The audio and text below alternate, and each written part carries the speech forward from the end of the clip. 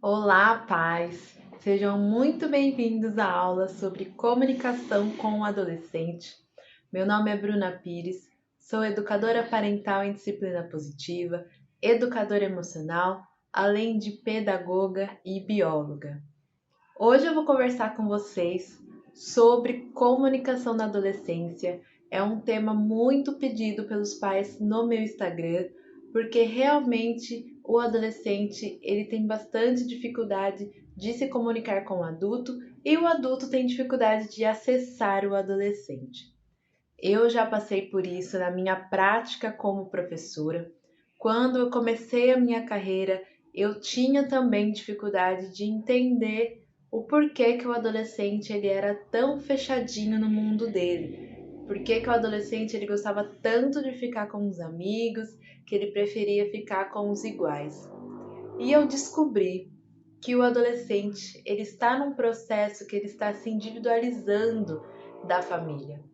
É um processo que ele precisa se voltar para fora de casa. Então, ele fica mais voltado para os amigos, mais voltado para descobrir o seu eu fora do seio familiar. E quando eu descobri isso, foi uma grande virada de chave para mim, porque a partir de então eu entendi que o adolescente ele estava num processo totalmente diferente de uma criança, um processo totalmente diferente de um adulto, e eu pude entender esse comportamento do adolescente ele estar mais afastado dos adultos. Nesse primeiro momento, eu quero conversar com vocês sobre comunicação. O que é comunicação? O que vem na cabeça de vocês? A primeira coisa que vocês pensam quando eu falo sobre comunicação?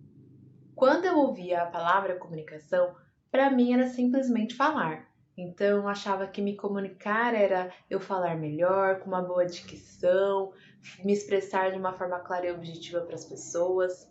E na verdade, comunicação tem muito mais a ver com o ouvir do que com o falar. E nós temos muita dificuldade de ouvir. Muitas vezes estamos numa conversa e estamos ali ouvindo as pessoas, mas já estamos formulando uma resposta na cabeça ou pensando em uma história que nós vivemos que é parecida com o que a pessoa está contando. Então a gente tem muita dificuldade de parar para escutar alguém de uma forma ativa, com uma escuta ativa.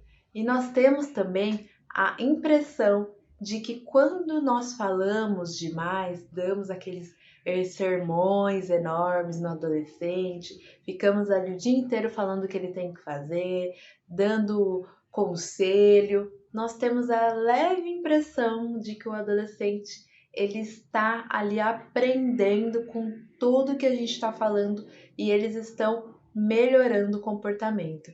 E na verdade acontece totalmente o contrário, ele fica de saco cheio de tudo que a gente falou, ele não escutou nada, entrou por um ouvido, saiu pelo outro e nós não temos o bom comportamento que nós esperamos quando ficamos dando sermões no adolescente. Eu queria falar uma frase aqui para vocês que mudou o meu modo de pensar. As palavras, elas movem, mas o exemplo, ele arrasta. Então, que sejamos esse exemplo de escuta ativa para que o adolescente ele possa modelar alguém, que esse alguém seja você, os pais dele. Agora vamos pensar aqui juntos. Sempre tem alguma coisa que a gente faz na comunicação com o adolescente que faz uma barreira para que essa comunicação ela aconteça. Eu vou citar aqui para vocês algumas barreiras que nós temos na nossa comunicação que façam que o adolescente se afaste da gente e não queira mais contar mais nada do que ele está passando, do que ele está vivendo.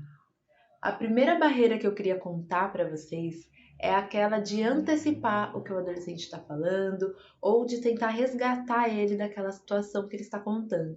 Então ele vem contar alguma coisa para você e a gente fica ali dando palpite, a gente fica tentando dar solução para os problemas dele e na verdade ele só quer contar, ele só quer partilhar. A segunda barreira é aquela que a gente fica tentando adivinhar o que o adolescente ele está sentindo nas situações. Então a gente pode falar para ele: e você devia estar com raiva, porque quando você está com raiva você faz isso. Aqui em casa você faz a mesma coisa. E a gente fica nesse movimento de tentar adivinhar o que o adolescente está sentindo e ele acaba ficando irritado e não quer mais contar mais nada. Outra barreira que é muito comum com o adolescente é a questão da gente ficar na defensiva, porque o adolescente ele tende a ter opiniões muito diferentes da nossa. O adolescente ele está buscando quebrar os padrões familiares, ele está buscando quebrar os valores familiares e muitas vezes ele tem opiniões totalmente diferentes das opiniões dos pais. E quando a gente vai conversar com o adolescente, a gente já vai na defensiva. Então, tudo que ele fala já é motivo da gente retrucar, de a gente falar mais grosso, da gente ser realmente mais incisivo, e isso acaba atrapalhando na comunicação com o adolescente. Outra barreira que realmente atrapalha muito é a gente ficar interrompendo o adolescente o tempo todo enquanto ele está falando, para ficar dando lição de moral, para ficar consertando ali o que ele está falando. Então, ele vai contar alguma coisa, a gente fica falando, não, isso não é certo, você não devia ter feito aquilo, nossa, isso foi muito errado, e a gente vai ali dando esses palpites e ele vai ficando irritado. Algo que acontece muito com os pais, que eu tenho muitos relatos, é levar o que o adolescente fala para o lado pessoal. O adolescente, ele está num momento que as emoções estão muito exageradas, as emoções estão muito exacerbadas. O adolescente, ele sente muito e ele tem bastante dificuldade de regular o que ele sente, porque ele ainda não está totalmente maduro de forma cerebral. O cérebro do adolescente não está maduro ainda. Então, ele tem muita dificuldade de regular essas emoções. E muitas vezes ele fala alguma coisa no calor da emoção. E a gente leva tudo aquilo para o lado pessoal, causa mágoa, causa culpa. E nós devemos relevar as coisas que o adolescente fala, sempre mantendo a questão do respeito. E uma outra barreira é aquela que a gente pega tudo que o adolescente fala, tudo que ele contou para nós e a gente usa contra ele mais tarde. A gente fica ali armazenando as informações para usar contra o adolescente.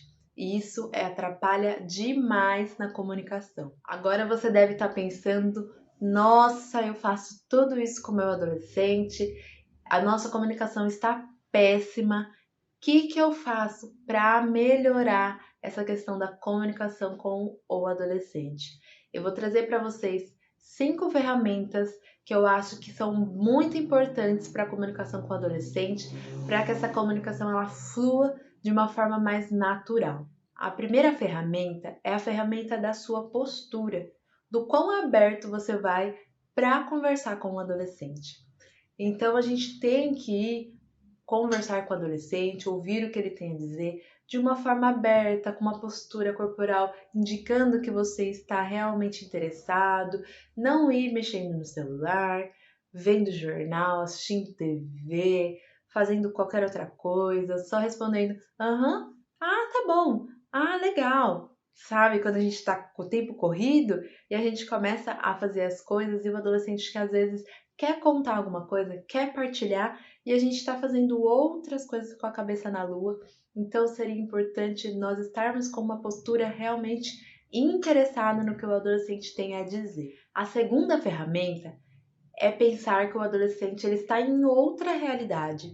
Ele está com outras questões para serem resolvidas e nós precisamos respeitar o que o adolescente vem contar, vem partilhar conosco.